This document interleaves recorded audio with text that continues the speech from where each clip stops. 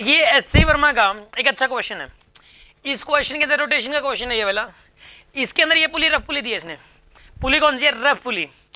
इसका moment of inertia I है, पुली का मोमेंट ऑफ इनर्शिया आई।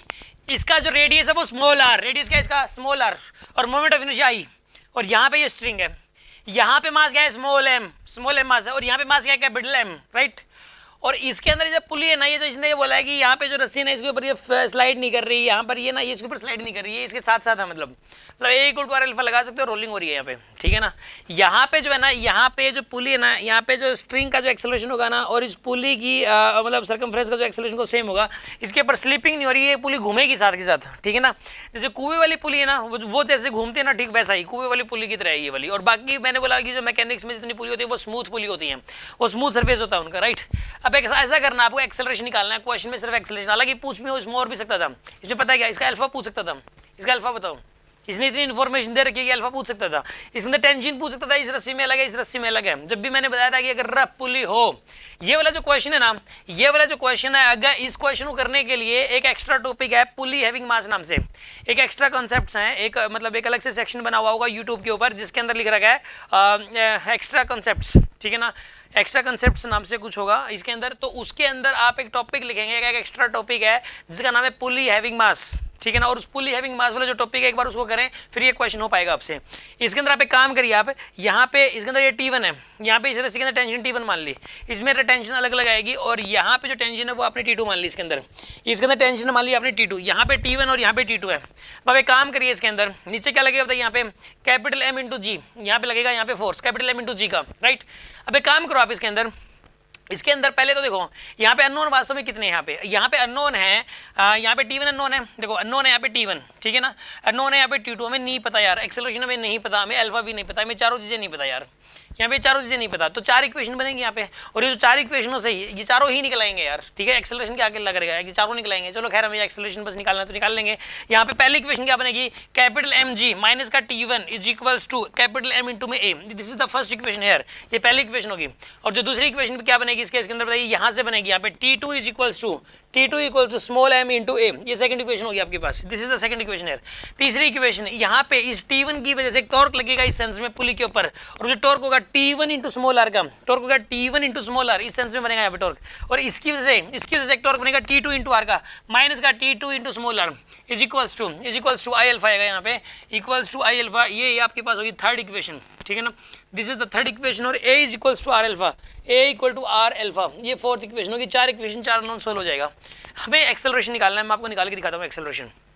देखिए आप प्रॉब्लम एक्सेलरेशन निकालने में पता क्या है कि इसमें ना आप देखो एक्सेलरेशन में निकालना है, इससे निकाल लेते हैं, लेकिन हमें T1 चाहिए होगा फिर।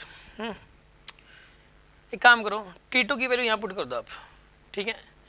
T2 की वैल्यू यहाँ पुट करोगे तो यहाँ से T1 आ जाएगा, T1 पुट कर देंगे जी यहाँ पे, फिर तो यहाँ से फिर एक्सेलरेशन आ जाएगा, यही तरीका है। एक काम करो, T2 इसमें तो कुछ ना कुछ ऐसे ही करना पड़ेगा, पुट वगैरह कर आके एक दूसरे के अंदर। देखो आप एक काम करो, और ये सब में सारे स्टूडेंट अलग अलग तरीके से भी कर सकते हैं, इसको जरूरी नहीं कि वही तरीका से बेस्ट रहेगा, मुझे भी नहीं पता कैसे करना, मैं भी अब ट्राई कर रहा हूँ। देखो आप T2 को इसके अंदर पुट करो, आप करो put T1 into small R minus में T2 की वैल्यू पुट करो आप यहाँ पे, ma small R is equals to I alpha, ये आ जाएगा आपके पास। तो यहाँ पे बनेगा, यहाँ पे T1 स्मॉल आर की वैल्यू बनेगी यहाँ पे आई अल्फा प्लस का MAR, ये आएगा आपके पास, ये T1 की वैल्यू आ गई आपके पास, ठीक है ना। अब T1 की वैल्यू आपके पास आई है, वो T1 की वैल्यू निकाल के आई अल्फा प्लस में MAR डिवाइड बाई आर, ये T1 की वैल्यू पुट करो आप यहाँ पे, ठीक है ना, put the value of T1 here, ठीक है ना। और यहाँ से आपके पास फिर a निकल के आएगा, तो मैं अल्फा नीचे से मिल जाएगा, कोई बात नहीं है। T1 निकाल के यहाँ पुट करोगे अगर आप, तो आएगा भाई mg माइनस में T1 की वैल्यू पुट करो आई अल्फा प्लस में MAR divide by r is equals to capital M into a, ये आएगा आपके पास कैपिटल M इंटू ए का।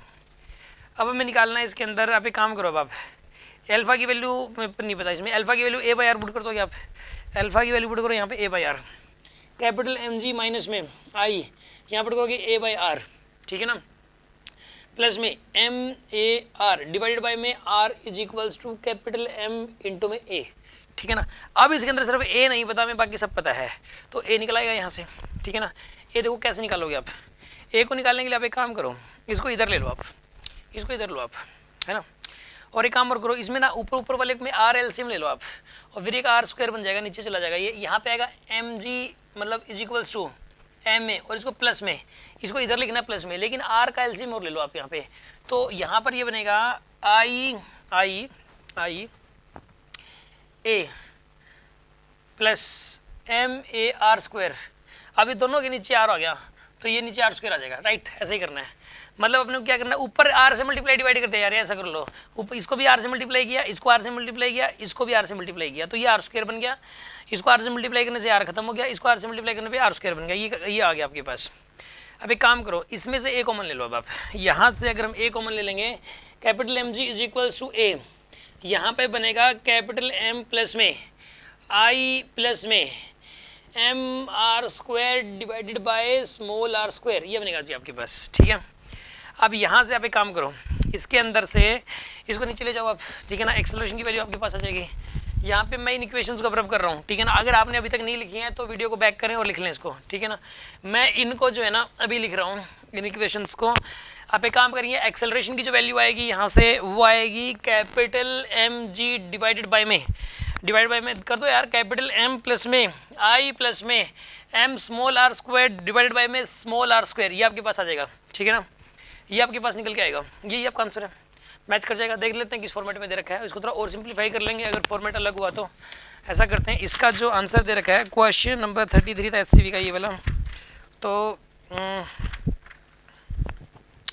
ठीक है, एक काम करो, एलसीएम लो आर स्क्वायर का, ठीक है ना,